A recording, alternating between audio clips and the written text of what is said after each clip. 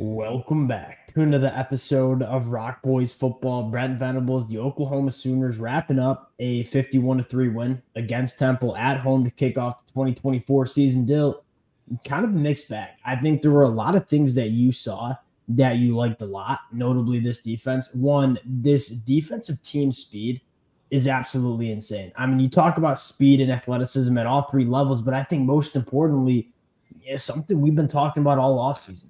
This team is incredibly deep. I mean, they were rotating probably 30 to 35 players throughout the duration of that game, and you never really saw a drop off in play.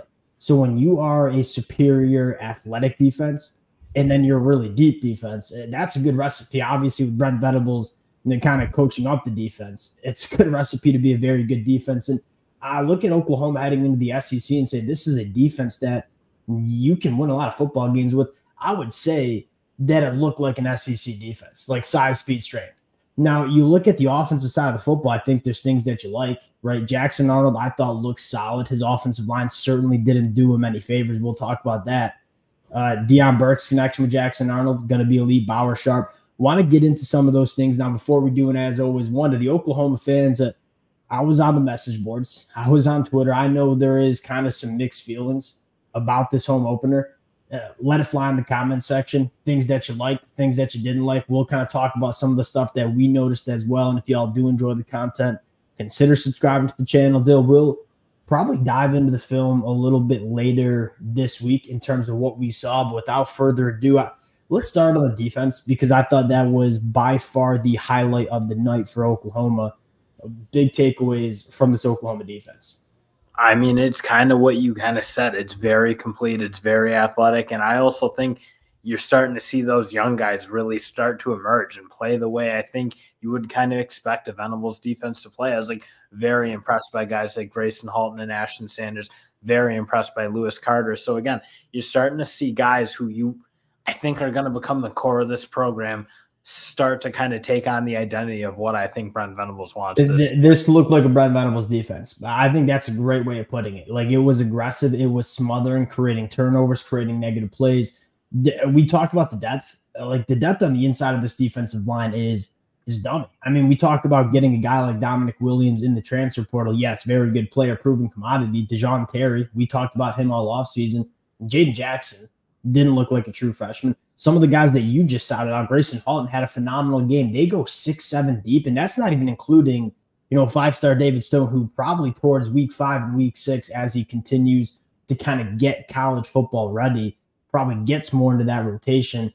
The depth on the inside of the defensive line it might be one of the deeper units we see in the country. And also it's super versatile. That's another thing I would kind of hit. I mean, you had your kind of questions like who are going to be the run stuffers, and then you add Dominic Williams. Jaden Jackson emerges really well. We all knew DeJounte Terry would be that guy, but you also have guys who are really, really disruptive. And when you saw that tandem of Ashton Sanders and Grayson Halton that time, yes, saw some real disruption. So I think, again, a very versatile group, a very deep group. And that's something I don't think you've had at Oklahoma in the past couple of years. I don't think you had great defensive line play. It was good, and the edge play has been really quite good. But you haven't had real dominant guys in that middle. Yeah, and I think you made a good point. Not only it's deep, and we kind of always talk about it, like you look back at what made Georgia's defensive line so good, or Michigan's in 2023, it's the depth. It's rotating big bodies, but the drop-off not really happening. The versatility, I think, is a really good point too. Like, what's the recipe for this Oklahoma defense? It is stop the run on first and second down. Probably guys with Jaden Jackson and Dominic Williams and DeJounte Terry. You can throw in Grayson Halton and potentially David Stone later on in the year as your pass rusher interior defensive line. Those kids are freaks in terms of the athleticism, quickness off the line of scrimmage, giving interior offensive linemen problems all day with, the juice and athleticism. Then you look at the edge rusher spot, Ethan Downs kind of reminding us, just a guy that flew under the radar all of 2023. We kind of said it. Ethan Downs played good football in 2023. I think he might have fell short of the expectations that some set on him after the 2022 season. Ethan Downs looked really good. R. Mason Thomas, finally an R. Mason Thomas that's had a healthy offseason and looks the part physically. We all know this kid has a ton of juice. This Oklahoma defensive line stood out. Kip Lewis, Lewis Carter. We kind of talked about it. Who's going to emerge as that running mate next to Danny Stutzman? My personal take is Kip Lewis. Kid brings so much juice to this Oklahoma defense. He's going to give him a run, though. Yep. And Lewis Carter. I thought he looked really good. I think you're right. They were just playing fast. They were playing the way you wanted to see, where they were making plays in space. Obviously, that's been kind of the contention where last year with Kanik being kind of the second guy, there were too many moments it felt like where that wasn't necessarily happening. He didn't look like he was comfortable in space the way those guys are. So to see those two emerge, and obviously Lewis Carter as well, I think that gives you a better chance putting together, frankly, a better linebacker unit than you had last year. 100%. And we all knew these kids were super athletic. I think Dan Lanning said it best describing one of his linebackers. Hey, they're running real fast, just not always in the right direction. Like, you're starting to see guys like Kip Lewis see the football field and start playing a little bit faster between the years. Like, we know they're physically extremely fast. Now they know what they're doing in this Oklahoma defense, and you can kind of see them take their game up to the next level. This Oklahoma front seven going to be really good. Then you look at the secondary. You talk about the two safeties in the cheetah position. Does it get much better across the country? Like we've said it, Peyton Bowen, Billy Bowman Jr., Spears Jennings. I don't know if you could find a trio of safeties that are better. Kendall Dolby was phenomenal in this football game. Zach Alley and Brent Venables are going to continue to get really creative with those four guys. They're all really versatile, can do a lot of different things. What do we have, 5 turnovers today? I have a feeling you're going to see Oklahoma creating a lot of turnovers throughout the 2024 season. And did a much better job taking away space in the middle of the field. I think that was the one thing we were all kind of looking for when we broke down what Zach Alley might add to this Oklahoma repertoire in terms of what they're going to do and what their scheme might look like. That obviously, I mean, again, it is Temple at the end of the day. So obviously when you go play the big dogs, if you will, in the SEC, you got to let that translate. But again, I think very impressive in terms of like some of the adjustments you saw from last year. And one other thing I want to say about the secondary is, I mean, they're playmakers. Like that's one, like, again, that Kendall Dolby, Connie Walker tandem teaming up for that interception like that. It's just, I mean, a unit that's playing really confident, playing really fast. They're all getting to the ball, and then they're finishing the plays off in the way that you have to. Because I think that's kind of an underrated thing when you have, again, you see guys like getting their hands on footballs and you're not taking it away, you're not getting picks, like that stuff matters. And the fact that they're kind of doing it, and it almost looks like a little bit of backyard, like having fun, getting after it. I really like the way the whole defense's attitude kind of looked, especially in the secondary. You noted it is Temple, but this team looked like a legitimate great defense. Like you can just kind of tell by how fast they're playing and how many footballs they're getting their hands on. I came away really kind of my expectations, to be honest. Like I thought this Oklahoma defense would be damn good. It certainly looked damn good Friday night. Let's flip over to the offensive side of the football. Jackson Arnold, maybe polarizing performance. I thought he was pretty damn solid. You're still talking about a true sophomore quarterback that made his second career start. The ball was coming out quick, on time and accurately for the most part. I mean, he didn't miss a ton of throws. And the ball didn't go in harm's way one time, I don't think. I think that's kind of checking some of the boxes you wanted to see from Jackson Arnold. Now, I'll leave it for you first. How would you evaluate Jackson Arnold's performance tonight? I actually loved it. I honestly, like, his problem was the offensive line was not playing good at all. We got to talk about that. With the pass rusher, but I thought he was making plays, and that was the one thing you probably wanted more than what you got from Dylan Gabriel at times, was that ability to not only extend plays and make plays with your feet. And Jackson Arnold's certainly a better athlete than Dylan Gabriel, but also to be able to make throws down the field from off platform. I actually thought he had a really, really nice game. And frankly, I think it got detracted a little bit by the fact that there were a lot of sacks and they were bad on third down because they just simply were not doing a good job in pass pro. Yeah, and I agree. We're going to talk about the offensive line. A couple of other positives before we get into what Oklahoma needs to clean up. Deion Burks, Jackson Arnold, like that's going to be a dynamite connection. And I think more importantly, like they're using Deion Burks the way we envisioned it. Like, hey, just get this kid in space, get him the football in his hands in a variety of different ways, and go let him impact the football game. That's kind of what Oklahoma did. Dale Bauer-Sharp is going to provide a ton of juice to this tight end room. You talk about maybe that one position that I think Oklahoma got the most better at. I don't know if that kind of is grammatically right. It has to be the tight end room because Bauer-Sharp's a guy that, you know, you go back to Austin Stogner, there was no juice there. Like he would do what you asked for him to do, but there was nothing more coming from Austin Stogner. You look at Bauer-Sharp, lining him up all over the football field, making plays in a variety of different ways, juice after the catch.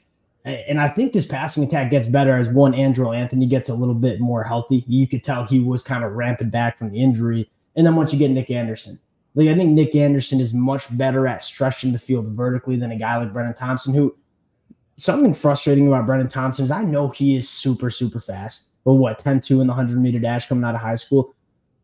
I wish he played faster. If that makes sense? Like sometimes we get so wrapped up in these track and field times, and I'm not saying I'm out on Brennan Thompson in the slightest. It just seems like sometimes kind of quarterbacks get their hands on him a little bit. JJ Hester, like just being honest, didn't exactly fill the Nick Anderson shoe. Obviously. Yeah. That throw that Jackson Arnold made to JJ Hester was one of the best throws you'll see all season. I mean, that was incredible. You certainly have to go make that catch if you're JJ Hester. So I think you're kind of right. I mean, that wide receiver room, that's not what it's going to look like. I think when you do get Nick Anderson and when Jaleel Farouk plays a full game and you have your whole arsenal, I guess, at your disposal, that unit's going to be really, really good. So I don't think they have any questions. And I also think the running back unit looked really good. I was really happy to see Javante Barnes rip a couple of really nice runs, especially having that like dynamic ability in space. That was kind of like you've seen him be able to hammer the ball pretty effectively at times up in between the tackles. But again, a couple of nice runs, getting out in space and being able to show a little bit more dynamism to his game. Yep, Javante Barnes was my last positive. And in fact, the notes I have from the running back room is one, nice to see Javante Barnes running like the true freshman Javante Barnes, hammer, downhill, being physical. And like you said, when he got to the second level, you saw a little bit of juice.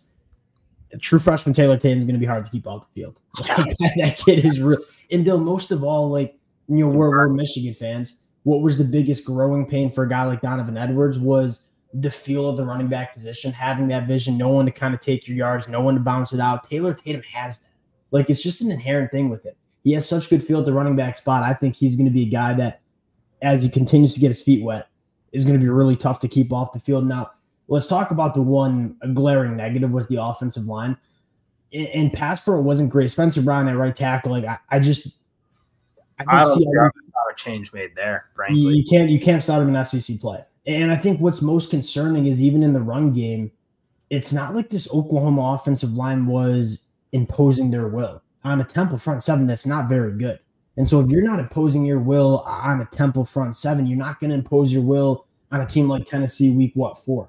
And so that's it was our biggest concern all offseason, right? Like, what is this offensive line going to look like? What's the best five going to look like? They've continued to shuffle it.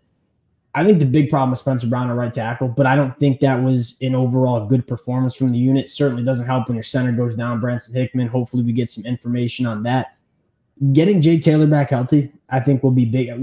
If any Oklahoma fans know the deal on Jake Taylor, you guys drop it in the comment section. He apparently was suited up. He was listed as the starter and then just didn't play. So I'm guessing it's some sort of nagging injury that they just wanted to hold him out. So I think Jake Taylor is one of your best 5 offensive linemen, so he's going to make this unit better. That being said, Bill B has his work cut out for him the next 2 weeks before he get into SEC play, because if there's one thing that holds this Oklahoma team back from competing at, in my opinion, legitimately the top of the SEC, it's the offensive line. But we all know if you come into an SEC season with a subpar offensive line, you're going to get punished for it. In the reshuffle, I felt like was really disruptive, and that's almost a big problem. It's like, and I don't want to every team when they have to shuffle the deck on their offensive line, you expect some maybe regression, but it felt like it was a monstrous. It did a lot of shuffling. It felt like, I mean, guys coming, like you changed like 3 positions over, I think at the end of the day, 3 or 4, and that's. Again, I think Oklahoma's deeper than that. I was a little surprised, frankly, how that kind of injury was handled and how many guys switch positions mid-game. I think there's going to be some things figured out, because at the end of the day, anyone with 2 eyes knows that's not even close to what it needs to be. And if they go play like that up front against teams like Tennessee, they're not putting themselves. I would guess you're going to see a significantly different starting 5 offensive line probably next week, but more importantly, come week 4 against Tennessee. Outside of the offensive line, Dill, this team can be dangerous in the SEC. That was my big takeaway. Like, I think this defense is a very, very good defense. I think Jackson Arnold is a quarterback you can win with. I think you have playmakers around Jackson Arnold. I also think Jackson Arnold's element in the run game will help that offensive line a little Agreed. bit. Quick note on that. I don't need Jackson Arnold taking 11 carries against Temple, and I need him getting down. And I trust me, I know Jackson Arnold's a competitor, and he's probably going to be one of those guys that doesn't want to slide. And hey, I'm all for it when you get into SEC play, but I was like, do we need to be running Jackson Arnold that much against Temple? That was kind of my takeaway. You want to see him clean it up on third down too, 1 of 12. That's not a good number, but look, you didn't play your best football. You won, 3-51. You kind of go, you look at the offensive line. If you can figure that out, like, fire me up for Oklahoma in the SEC. That also is a good sign when you don't play that great and you're still putting a good beat down on a team. Yeah.